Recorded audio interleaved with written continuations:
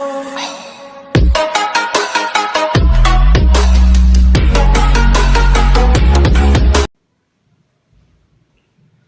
आप लोग जानते हैं इंडिया में 10 में से एक फीमेल के ये डिजीज होती है। कौन सी डिजीज? जिसकी मैं आज बात करने वाला हूँ, पॉलीसिस्टिक ओवेरियन डिजीज या फिर पॉलीसिस्टिक ओवेरियन सिंड्रोम।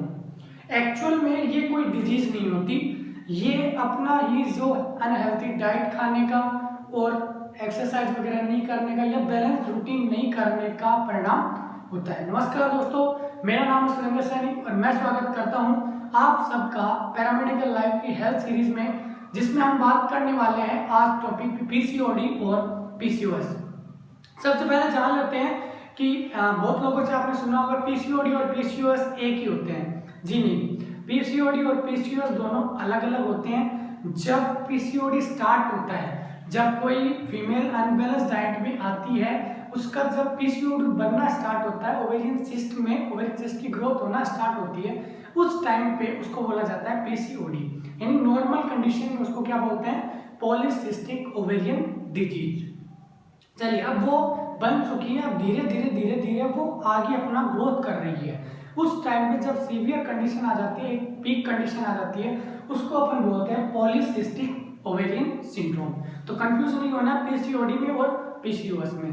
चलिए अब बात कर लेते हैं इसके, जैसे कि हम पहले से करते हैं। पहले अपन बात करेंगे इंट्रोडक्शन की, फिर अपन जानेंगे उसके कोजेस क्या क्या होते हैं, फिर जानेंगे उसके सिम्टम्स के बारे में कि सिम्टम्स अपने को अगर वो डिजीज हो जाए तो क्या क्या शो अप करती है। फिर लास्ट में अपन वही डायग्नोसिस और ट्रीटमेंट अपन वैसे दो तरह से करते हैं। पहला ट्रीटमेंट बताते हैं होम रेमेडीज कि आप घर पर कैसे उपचार कर सकते हैं। दूसरा ट्रीटमेंट बिल्कुल मेडिकल ट्रीटमेंट, जो मेडिकली की सहायता से या टेबलेट ड्रग्स की सहायता से अपन करते हैं। चलिए वीडियो को मैं स्टार्ट करता हूँ। सबसे पहले बात कर लेते हैं इंट्रोडक्शन की कि पॉलीसिस्टिक ओवेरियन सिंड्रोम होता क्या है।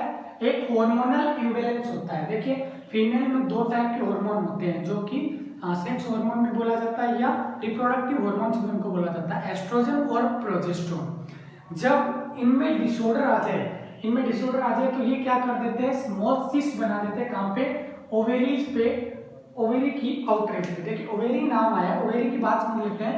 फीमेल रिप्रोडक्टिव सिस्टम, जो फीमेल के पार्ट्स है वो चार भागों में, जो इंटरनल जेनिटलिया वो चार भागों में डिवाइड होता है, जिसमें अपना सर्वप्रथम आता है, फर्स्टली आता है वेजाइना, दूसरा आता है यूट्रस, तीसरा आता है फैलोपियन ट्यूब और एट लास्ट ओवेरी। ओवेरी क्या काम करती है? सीधा सीधा समझ लेते हैं। ओवेरी क्या करती है? ओवम को रिलीज करती है, ओवम को बनाती है और उसको रिलीज करने का वर्क करती है। अब ओवम और जब स्पर्म आपस में मिलते हैं तभी क्या होता है? फर्टिलाइजेशन, यानी फीटस का निर्माण।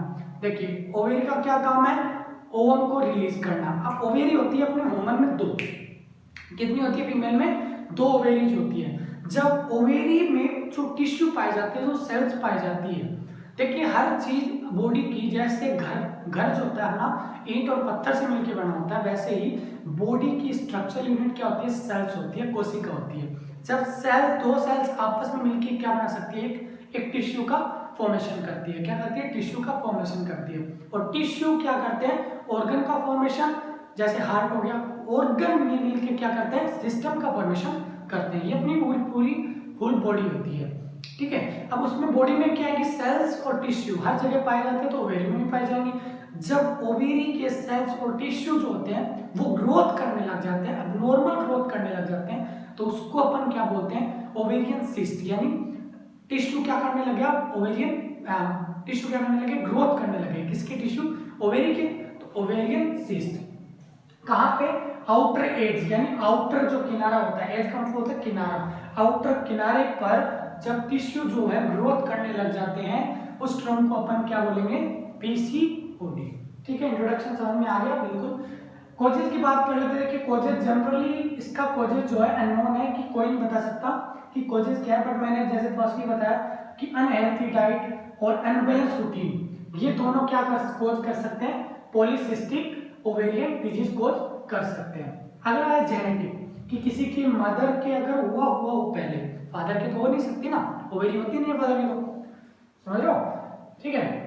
अब फीमेल में अगर किसी उसकी मदर के हुआ हो पॉलीसिस्टिक सिंड्रोम, पीसीओडी हुआ हो, तो इसमें आने के चांसेस थोड़े से बढ़ जाते हैं। चलिए अगर लो ग्रेड इन्फ्लेमेशन है तो भी इसमें चांसेस बढ़ जाते हैं। एक्सेस इंसुलिन, देखिए इंसुलिन किसके द्वारा प्रोड्यूस किया जाता है? इंसुलिन प्रोड्यूस किया जाता है अपने पैनक्रियाज द्वारा, ताकि जो अपन ने ग्लूकोज ली है, अगर वो ग्लूकोज लिए उसको क्या कर सके, उसको अपने पार्ट में डिवाइड कर सके, उसको कम कर सके या उसको मेंटेन रख सके।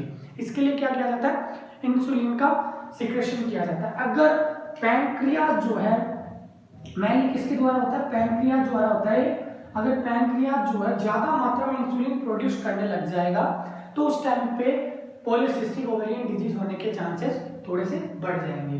अगली बात कर लेते हैं, जैसे कि हर वीडियो में अपन करते हैं, सिम्टम्स की बात करते हैं। इर्रेगुलर मेंसेस यानी मेंस्ट्रुअल साइकिल इर्रेगुलर हो जाएगा, जो कि बहुतों के होता है।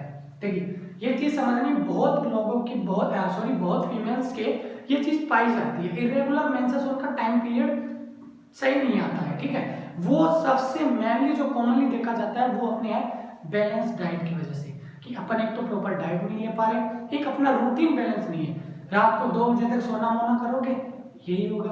अगर रात को 10 बजे सो के 6 बजे उठ रहे हो, ऐसा आजकल कोई करता नहीं है। वैसे रूटीन तो यही होता है कि 10 बजे सो जाओ, 10 बजे सो के 6 बजे तुम उठ जाओ जल्दी, या 5 बजे तुम उठ जाओ जल्दी, पर ऐसा करता कौन है आजकल? सब 2 बजे तो नॉर्मल सोता ही है अपन, 2 बजे के पहले तो अपन को सोना ही नहीं है, क्योंकि अपना सोना नहीं सो रहा। समझ में आ रहा है? चलो सिम्टम्स की बात कर लेते हैं। सिम्टम्स में पहला आता है इरेगुलर मेंसेस, मतलब मेंस्ट्रुअल साइकिल क्या हो जाएगा? इरेगुलर हो जाएगा। दूसरा है high stress level, stress high होने लग जाएगा, स्ट्रेस ज्यादा होने लग जाएगा। ब्लड प्रेशर हाई हो जाएगा। इनफर्टिलिटी, देखिए इनफर्टिलिटी का मतलब होता है कि मां नहीं बन पाना, ठीक है। फर्टिलिटी का मतलब होता है मां बन पाना, जैसे प्रेगनेंसी कंसीव नहीं कर पाना, उसको बोलते हैं इनफर्टिलिटी, ठीक है। ऑयली स्किन होने लग जाएगी और डैंड्रफ रहने लग जाएगा। डायबिटीज बढ़ जाएगी, वेट गेन हो जाएगा। बात समझ में आई? अगला अपन देखते हैं, नॉर्मल सिम्टम्स है, ज्यादा कोई वैसे भारी चीज नहीं है। डायग्नोसिस की बात करें तो डायग्नोसिस सबसे मोस्टली जो यूज हुआ जाता है वो अपना अल्ट्रासाउंड, ठीक है।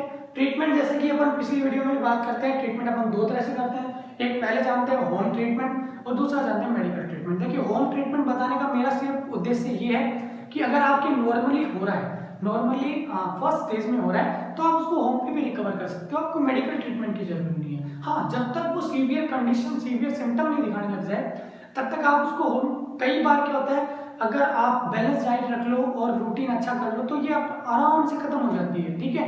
नॉर्मल चीज होती है वैसे, अगर सीवियर नहीं है तो, ठीक है। होम रेमेडीज में देखो सबसे मेनली है टेक हेल्थी डाइट, कि अपने को क्या करना है, डाइट को भैया हेल्थी रखना है, सैलेड वगैरह रखने हैं, पतासे वगैरह नहीं करनी है। देखो अगला है एक्सरसाइज, एक्सरसाइज करते रहना है। फिर स्मोकिंग अवॉइड करना और बैलेंस रूटीन, ठीक है। अगला देखते हैं मेडिकल ट्रीटमेंट। मेडिकली अपन कैसे कंट्रोल कर सकते हैं? देखो मेडिकली 2 चीजों से कंट्रोल कर सकते हैं।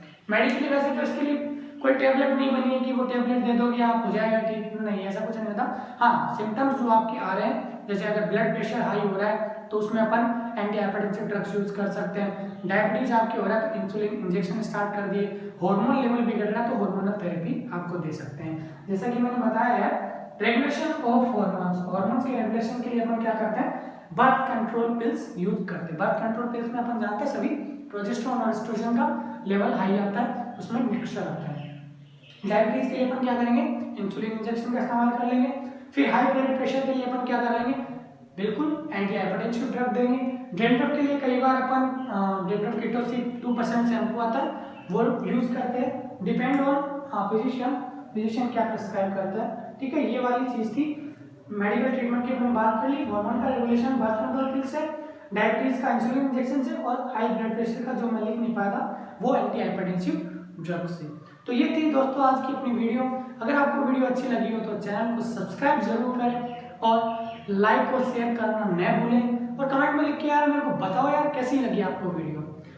और आगे भी ऐसी वीडियो पाने के लिए आप एक बेल आइकन आता है उसको जरूर प्रेस कर लें, उस पर ऑल वाला साइन दबा लें ताकि अगली वीडियो का नोटिफिकेशन आपको तुरंत मिल जाए।